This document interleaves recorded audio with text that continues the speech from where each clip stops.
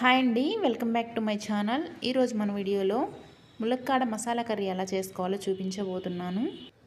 దీన్ని రెగ్యులర్గా చేసే కర్రీలా కాకుండా కొంచెం మసాలా యాడ్ చేసి చేసుకోండి, చాలా బాగుంటుంది.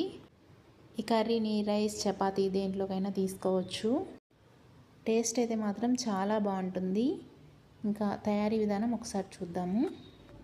ముందుగా మసాలాను అయితే ప్రిపేర్ చేసుకోవాలి. దానికోసం స్టవ్ మీద ఒక ప్యాన్ పెట్టుకొని అందులో 1 టేబుల్ స్పూన్ పల్లీలు, 1 టేబుల్ స్పూన్ ధనియాలు, కొంచెం అల్లం, ఒక దాల్చిన చెక్క, 2 మొగ్గలు, ఒక చిన్న కొబ్బరి ముక్క, ఇవన్నీ వేసుకొని లైట్గా వేయించుకోవాలి. కొంచెం ఎక్కువ వేగినా సరే టేస్ట్ అనేది మారిపోతుంది. ఇలా ఫ్రై చేసుకుంటే సరిపోతుంది. ఇవి పూర్తిగా చల్లారే వరకు ఈ ప్యాన్ పక్కన పెట్టేసుకోండి.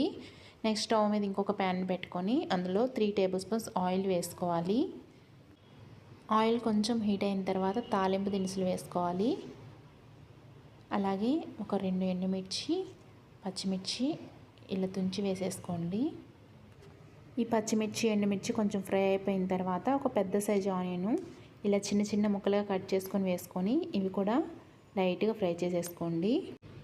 నెక్స్ట్ ఇక్కడ నేను వచ్చేసి ముందుగానే టమాటా ప్యూరీ అయితే రెడీ చేసి పెట్టేసుకున్నాను. అది కూడా ఇందులో వేసేసుకొని రుచికి సరిపడా ఉప్పు, 1/2 టీ స్పూన్ పసుపు, 2 టేబుల్ స్పూన్స్ కారం వేస్తున్నాను. మీకు ఎక్కువ కావాలంటే ఎక్కువ వేసుకోండి, లేదు ఇంకా తక్కువ తినే వాళ్ళు ఉంటారు కదా, వాళ్ళు తగ్గించి వేసుకోండి. ఉప్పు, కారం అన్నీ యాడ్ చేసేసుకున్నాం కదా. ఫైనల్గా ఒక 2 రెమ్మల కరివేపాకు, ములక్కాడ ముక్కలు వేసేసుకొని ఇవి మొత్తం బాగా ఫ్రై చేసేసుకోవాలండి. వాటర్ అయితే అస్సలు యాడ్ చేయొద్దు. ఫ్లేమ్ని హై టు మీడియం ఫ్లేమ్లో పెట్టుకొని ఇలా కలుపుకుంటూ ఫ్రై చేసేసుకున్నారంటే ములక్కాడలు కూడా అందులో ఉన్న వాటర్తోనే బాగా మగ్గిపోతాయి. మీకు ఎక్కువ గ్రేవీగా కావాలనుకుంటే కొంచెం వాటర్ యాడ్ చేసుకోండి. నేను ఇక్కడ రైస్లో కాబట్టి వాటర్ అయితే అసలు యాడ్ చేయడం లేదు. ముద్ద ముద్దగా ఉండాలని ఇలా చేస్తున్నాను. మూత పెట్టుకొని మధ్య మధ్యలో కలుపుకుంటూ ఇలా ఫ్రై చేసుకున్నారంటే త్వరగా అయిపోతుందండి. సో నేను ఇక్కడ మూత పెట్టుకుంటున్నాను. ములక్కాళ్ళు బాగా ఫ్రై అయిపోయే లోపల మనం ముందుగా ఫ్రై చేసి పెట్టుకున్నాం కదా దినుసులు, అవి మిక్సీ పట్టుకుందామండి. ఇలా మెత్తగా పేస్ట్ లాగా మసాలాని మిక్సీ పట్టుకోవాలి. ఒక 2 నిమిషాలు ఉడికించుకున్న తర్వాత మూత తీసి చూపిస్తున్నాను చూడండి. చూసారా, ములక్కాళ్ళు అయితే చక్కగా ఉడికిపోయాయి. వాటర్ కూడా చూడండి, నేను వాటర్ అయితే అస్సలు యాడ్ చేయలేదు. వాటర్ కరెక్ట్గా సరిపోయింది.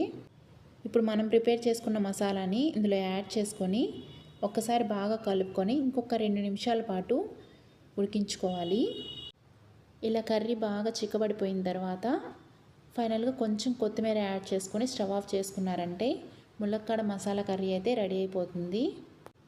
రైస్లో కన్నా వెజ్ బిర్యానీ, చపాతీ, పరోటా వీటిలోకి అయితే ఇంకా సూపర్ ఉంటుందండి. ఒకసారి ట్రై చేయండి.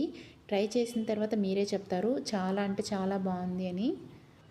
కాకపోతే మీరు వెజ్ బిర్యానీ, పరోటా, చపాతీ వీటిలోకి తినాలనుకున్నప్పుడు ఇంకొంచెం వాటర్ ఎక్స్ట్రాగా యాడ్ చేసుకుని కొంచెం గ్రేవీ ఎక్కువగా ఉండేటట్లు చూసుకోండి. నేను ఇక్కడ రైస్లో కాబట్టి వాటర్ వేయలేదు, అలా కొంచెం ముద్ద ముద్దగా ఉండేటట్లు చేశాను. ఎప్పుడు ములక్కాడ పులుసు, ములక్కాడ సాంబారు, ములక్కాడ ఫ్రై కాకుండా కొంచెం డిఫరెంట్గా ములక్కాడ మసాలా కర్రీ కూడా ట్రై చేయండి, చాలా బాగుంటుంది. మీకు రెసిపీ నచ్చిందా? నచ్చితే ఒక లైక్ చేయండి. అలాగే ఫ్రెండ్స్కి, రిలేటివ్స్కి షేర్ చేయండి. ఇంకా మన ఛానల్ ఎవరైనా సబ్స్క్రైబ్ చేసుకోకపోతే మాత్రం ప్లీజ్ సబ్స్క్రైబ్ చేసుకోండి. మరొక కొత్త రెసిపీతో మళ్ళీ కలుద్దాం. Thanks for watching.